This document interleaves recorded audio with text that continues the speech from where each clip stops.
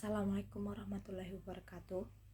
Perkenalkan, nama saya Jihan Fatunada, NIM 19108010065. Di sini saya akan menjelaskan tentang rencana pembangunan jangka menengah Desa Karanglenggong tahun 2022 sampai 2027.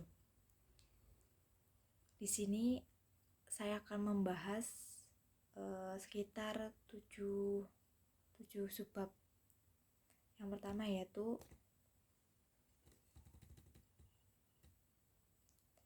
bab 1, pendahuluan, yang berisi tentang latar belakang dan maksud tujuan penyusunan RCMPDes.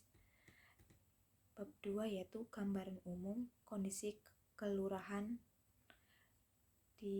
yang terdiri dari kondisi kelurahan dari sisi demografi, sosial, dan ekonomi. Yang kedua yaitu kondisi pemerintahan kelurahan. Bab yang ketiga yaitu potensi dan masalah. Bab yang keempat yaitu kerangka pemikiran strategis RCM kelurahan, yang terdiri atas 4 subbab yaitu visi, misi, tujuan, dan sasaran. Yang kelima yaitu strategi pembangunan kelurahan.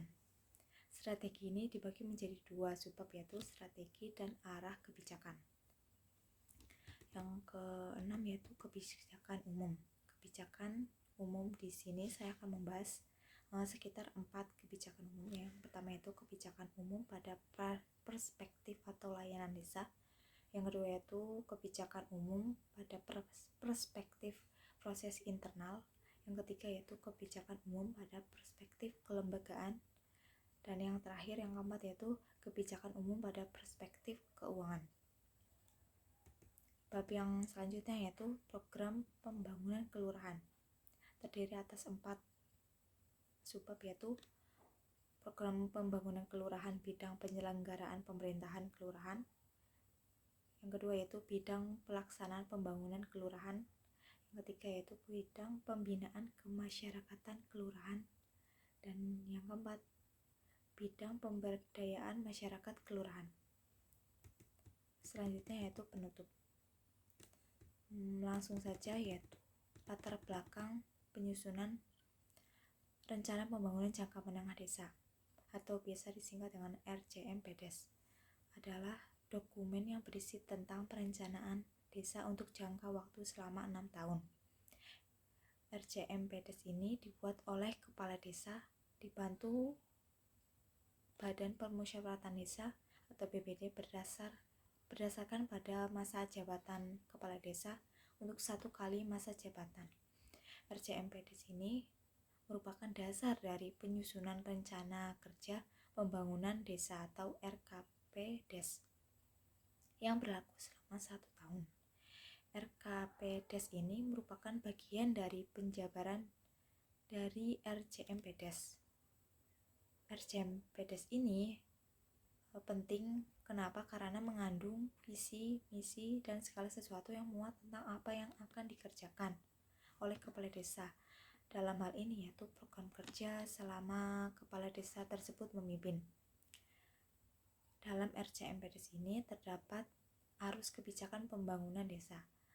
Rencana kegiatan melingkupi penyelenggaraan pemerintah desa dan pelaksanaan pembangunan desa dan berbagai kegiatan pemberdayaan masyarakat. Subbab yang kedua yaitu maksud dan tujuan. Maksud dan tujuan di sini yaitu penyusunan dokumen RCMPDes ini penting. Kenapa? Karena untuk sebagai alat bantu untuk mengontrol dan mengevaluasi pelaksanaan pembangunan desa. Hal tersebut dimaksudkan agar tidak menyeleweng dari garis-garis yang ditetapkan dalam perencanaan pembangunan yang telah diatur dalam Peraturan Menteri Dalam Negeri Nomor 114 Tahun 2014 Pasal 7 Ayat 3, yang mana mengatur tahapan dalam penyusunan RCMPDes. RCMPDes ini meletakkan dasar yang kokoh dalam pengembangan wilayah desa dengan mengoptimalkan sumber daya dan berpotensi untuk meningkatkan daya saing, pelestarian lingkungan, tata ruang, dan kohesi masyarakat berdasarkan pada Undang-Undang Nomor 32 Tahun 2004.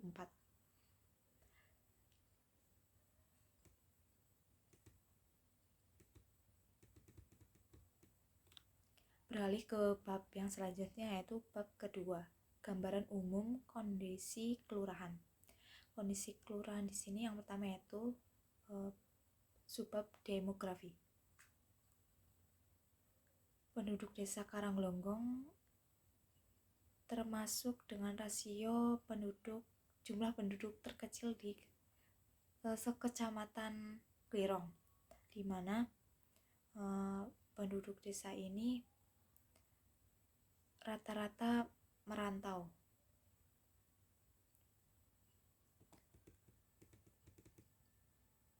Jumlah RT di desa Karanglonggong sebanyak 4.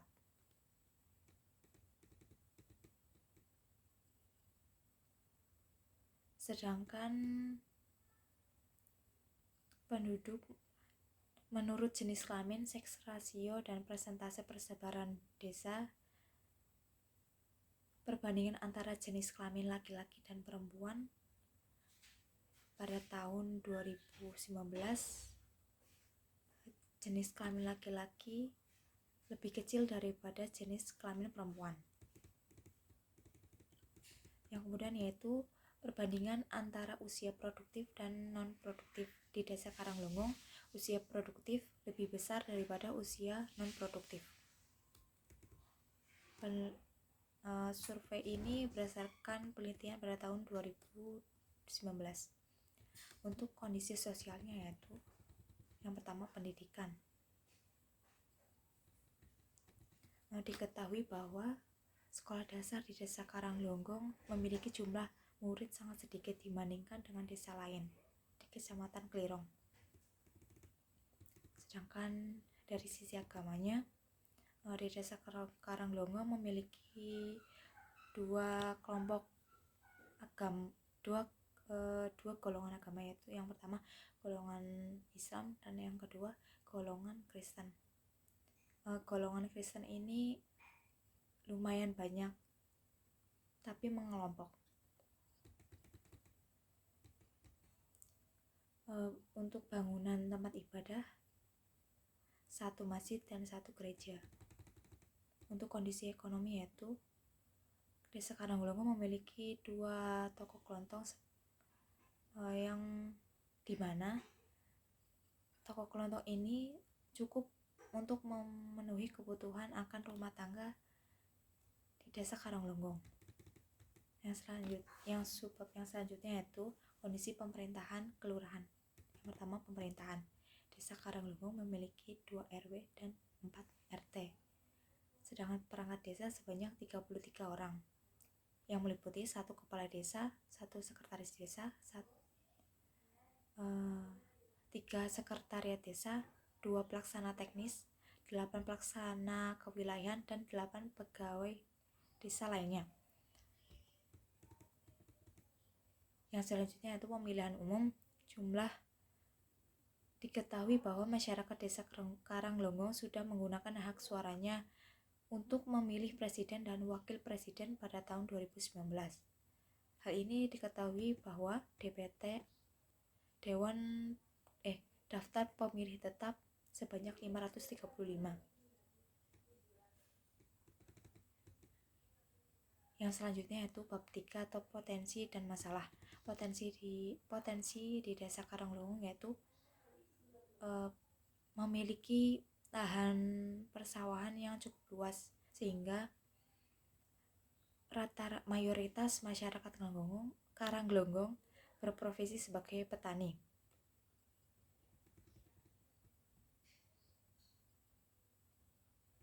Dikarenakan sekolah dasar di desa Karanglonggong kekurangan murid, sehingga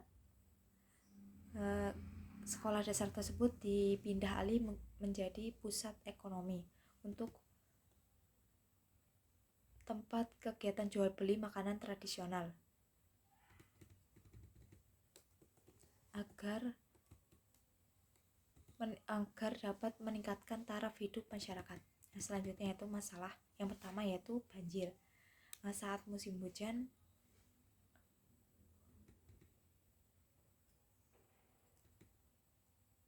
yang kedua yaitu sinyal internet yang susah sehingga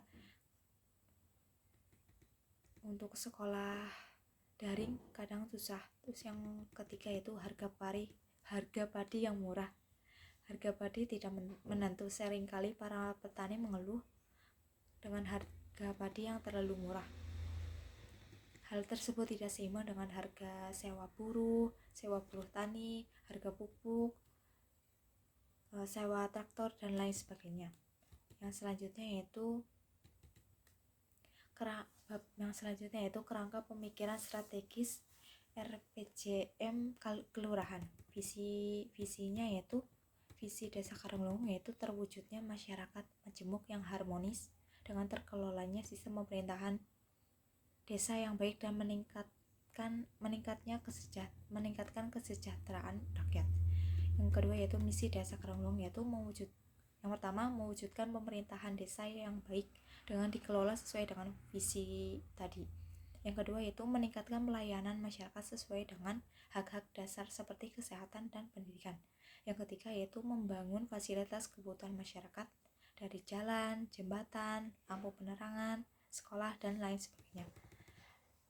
Yang subbab selanjutnya yaitu tujuan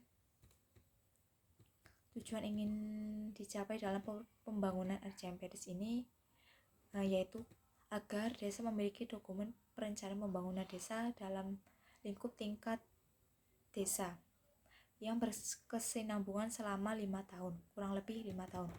Yang kedua yaitu pedoman kegiatan pembangunan desa.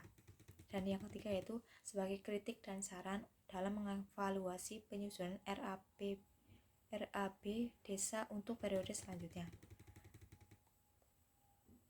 Yang ketiga yaitu sasaran.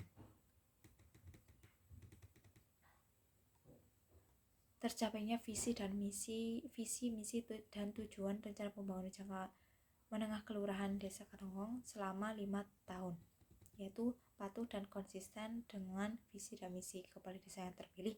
Yang kedua yaitu sesuai dengan kaidah dalam penyusunan perencanaan dan lain sebagainya. Yang selanjutnya yaitu strategi pembangunan kelurahan. Strateginya yaitu misi yang pertama yaitu mewujudkan pemerintahan desa yang baik dan dikelola sesuai dengan visi. Strateginya yaitu pemerintah desa harus terbuka akan laporan keuangan pembangunan desa dengan setiap program yang dijalankannya. Misi yang kedua yaitu meningkatkan pelayanan masyarakat sesuai dengan hak dasar rakyat. Strateginya yaitu layanan kesehatan dilaksanakan dengan kerjasama dan kontribusi dari puskesmas terdekat. Misi yang ketiga yaitu membangun fasilitas umum kebutuhan masyarakat. Strateginya yaitu pembangunan jangka pendek untuk membangun fasilitas umum tadi. Arah kebijakannya yaitu yang pertama misi 1 yaitu mengembangkan profesionalisme perangkat desa melalui penataan struktur organisasi. Yang kedua yaitu meningkatkan kualitas pelayanan publik di desa. Yang ketiga yaitu meningkatkan fasilitas umum. Misi yang kedua yaitu arah kebijakannya yaitu meningkatkan pelayanan kesehatan terutama untuk ibu dan anak serta lansia. Yang kedua yaitu meningkatkan bantuan kepada keluarga miskin agar mampu mandiri. Yang selanjutnya yaitu misi ketiga yaitu membangun fasilitas umum kebutuhan masyarakat, membangun jalan khususnya jalan setapak sampai ke rumah-rumah warga, dan membangun sistem irigasi. Kebijakan bab yang selanjutnya yaitu kebijakan umum. Kebijakan umum terdiri dari 4 yaitu kebijakan umum pada perspektif atau layanan desa diarahkan pada peningkatan kualitas pelayanan kesehatan dan pendidikan. Yang kedua yaitu kebijakan umum pada perspektif proses internal diarahkan efektivitas dan efisiensi penyelenggara pemerintahan yang baik. Yang ketiga yaitu kebijakan umum pada perspektif kelembagaan Kebijakan umum ini diarahkan pada perwujudan tata kelola pemerintahan yang baik. Yang selanjutnya yaitu kebijakan umum pada perspektif keuangan. Diarahkan pada upaya peningkatan kapasitas keuangan desa sebagai wujud kemandirian desa. Yang bab selanjutnya yaitu program pembangunan kelurahan. Program ini terdiri dari 4, yaitu bidang penyelenggaraan pemerintah kelurahan, seperti penetapan dan penegasan tentang batas desa, pendataan desa. Yang selanjutnya yaitu bidang pelaksanaan pembangunan kelurahan, terdiri atas pembangunan, pemanfaatan, dan infrastruktur lingkungan desa. Yang ketiga yaitu bidang pembinaan kemasyarakatan kelurahan, yang terdiri atas pembinaan lembaga masyarakat. Yang ketiga yaitu bidang pemberdayaan masyarakat kelurahan, terdiri atas pelatihan usaha ekonomi, perikanan, pertanian, dan perdagangan. Bab yang terakhir yaitu perangkat desa Karangulungung berkewajiban untuk melaksanakan program-program yang terdapat dalam RJMPDes Desa Karangulungung periode 2022 sampai 2027 dengan berkolaborasi dengan pemerintah daerah, khususnya pemerintah Kecamatan Klirong, pemerintah Kabupaten Kebumen, dan masyarakat sekitar Desa Karangulungung. Cukup sekian, kurang lebihnya mohon maaf. Wassalamualaikum warahmatullahi wabarakatuh.